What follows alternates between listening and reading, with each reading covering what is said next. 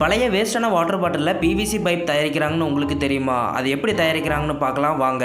முதல்ல water bottle எல்லாத்தையும் ஒன்றா கலெக்ட் பண்ணி அதில் இருக்கக்கூடிய ஸ்டிக்கர், வாட்டர் பாட்டில் இருக்கக்கூடிய மூடி எல்லாத்தையும் வந்து ரிமூவ் பண்ணிக்கிறாங்க.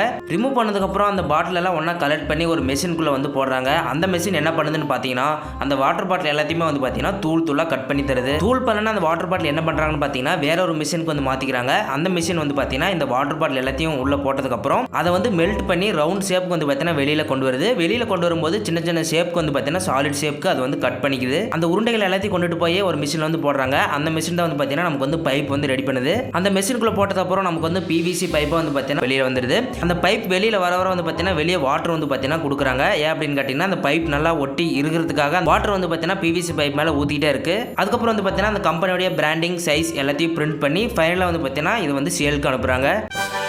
ஒரே மரத்தில் இளநீயும் ஆப்பிளும் காய்ச்சா எப்படி இருக்கும் வாங்க பார்ப்போம். அதுக்காக ஒருத்தர் என்ன பண்ணுறாருன்னு பார்த்தீங்கன்னா ஆப்பிளுக்கு நடுவில் ஓட்டை போட்டு அதில் கோல்கேட் பேஸ்ட் போட்டுக்கிறாரு. அதுக்கப்புறம் தேங்காயில் இருக்கிற காம்பை ஆப்பிளில் போட்ட ஓட்டையில் விட்டுக்கிறாரு. அதுக்கப்புறம் ஒரு பவுல் எடுத்துக்கிறாரு. அதில் தண்ணி ஊற்றி குளுக்கோஸ் மிட்டாய் வந்து ஆட் பண்ணிக்கிறாரு. அதுக்கப்புறம் சோத்து கத்தாலினுடைய சாறு வந்து அதில் ஆட் பண்ணிக்கிறாரு.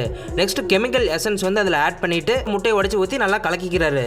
அதுக்கப்புறம் ஒரு பூந்தொட்டி எடுத்து அந்த பூந்தொட்டிக்குள்ளே அந்த இளநியும் ஆப்பிளும் ஒட்டுக்க வைக்கிறாரு. வச்சு அந்த காம்புக்கு நடுவில் அந்த கலக்கி வச்சிருக்கிற அந்த இதை ஊற்றுறாரு. ஊற்றிட்டு மண்ணை போட்டு மூடி நல்லா தண்ணி வந்து அதில் ஆட் பண்ணிட்டு நல்லா வந்து உள்ள அமுத்திக்கிறாரு. கொஞ்ச நாளுக்கு அப்புறம் வந்து பார்த்தீங்கன்னா மரம் வந்து முளைச்சிருது. அதை எடுத்துட்டு போய் மண்ணில் தோண்டி புதைச்சிடறாரு. அதுக்கப்புறம் வந்து பார்த்தீங்கன்னா வாவ் அப்படின்னு சொல்லக்கூடிய அளவுக்கு ஆப்பிளும் தேங்காயும் ஒட்டுக்க வந்து காய்ச்சிருக்கு. இது உண்மையானு கேட்டீங்கன்னா உண்மை கிடையாது. என்டர்டைன்மெண்ட் அண்ட் காமெடிக்காக தான் இந்த ஒரு வீடியோ மேக் பண்ணியிருக்கோம்.